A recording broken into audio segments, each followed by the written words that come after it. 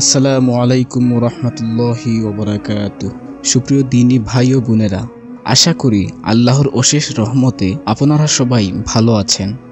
আমরা জানি যে ইসলামের 5টি স্তম্ভ রয়েছে, যথাক্রমে কালেমা, নামাজ, রোজা, হজ ও যাকাত। আজ আমরা রোজার ব্যাপারে কিছু গুরুত্বপূর্ণ আলোচনা করব ইনশাল্লাহ। রোজা শব্দের আরবি হলো সিয়াম। সিয়াম অর্থ বিরত থাকা। আমরা সাধারণত রোজা মানে মনে করি খাবার থেকে বিরত থাকা। মূলত সকল প্রকার খারাপ কাজ থেকে বিরত থাকাই রোজা। আমরা রমজান মাসের রোজা রাখার উদ্দেশ্য ও ফজিলত সম্পর্কে গাফিল থাকার দরুন এর প্রভাব আজকের যুগে আমাদের মধ্যে খুব একটা দেখা যায় না। আমাদেরকে যে কোনো বিষয়ে অভিজ্ঞ হতে হলে প্রথমে সে বিষয়ে একটি ট্রেনিং নিতে হয়, অতঃপর আমরা সে বিষয়ে নিজেকে অভিজ্ঞ হিসেবে দাবি করি। উদাহরণস্বরূপ, আপনি এমনিতেই নিজেকে ডাক্তার, উকিল কিংবা সৈনিক দাবি করতে পারেন না, কারণ সে বিষয়ে আপনার কোনো ট্রেনিং নেই।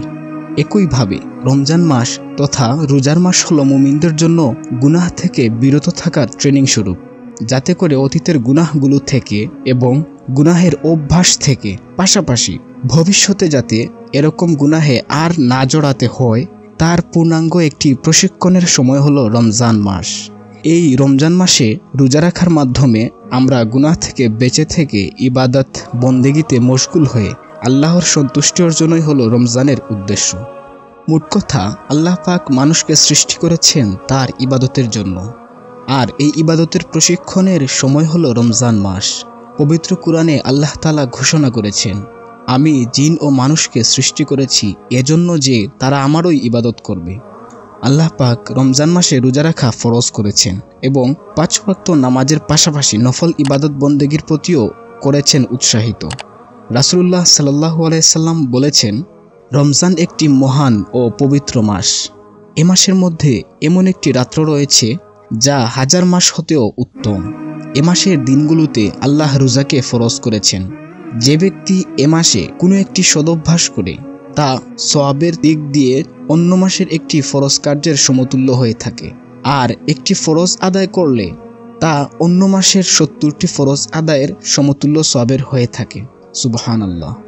মহান আল্লাহ তাআলা বলেন, রমজান মাস যাতে নাজিল করা হয়েছে কুরআন মানুষের জন্য হিদায়াত স্বরূপ এবং হিদায়াতের সুস্পষ্ট নিদর্শনাবলী ও সত্য মিথ্যার পার্থক্যকারী রূপে। সুতরাং তোমাদের মধ্যে যে এ মাস পাবে সে যেন তাতে সিয়াম পালন করে, আর যে অসুস্থ হবে অথবা সফরে থাকবে সে অন্যান্য দিবসে সংখ্যা পূরণ করে নেবে। প্রিয় দিনী ভাই ও বোনেরা, রমজান মাস হলো ইবাদতের মাস, তাই আমাদের উচিত বেশি বেশি ইবাদত করা। রমজানের বিশেষ গুরুত্বপূর্ণ একটি ইবাদত হলো রোজা পালন করা। রোজা পালনকে যেভাবে আল্লাহ তাআলা ফরজ করে দিয়েছেন, তদ্রূপ এর ফজিলতকেও আল্লাহ পাক সীমাহীন করেছেন। রোজাদারদের জন্য রয়েছে অফুরন্ত সওয়াব। রোজার বিনিময়ে স্বয়ং আল্লাহ দেবেন বলে ঘোষণা করেছেন। হাদিসে কুদসিতে মহান আল্লাহ তাআলা বলেন, মানুষের প্রতিটি কাজ তার নিজের জন্য, কিন্তু রোজা এর ব্যতিক্রম। রোজা শুধু আমার জন্য, আমি এর প্রতিদান দেব। সুবহানাল্লাহ। রোজা রাখার এতই সওয়াব যে আল্লাহ তাআলা এর পরিমাণই নির্ধারণ করেননি, বরং বলেছেন এর প্রতিদান তিনি স্বয়ং দেবেন।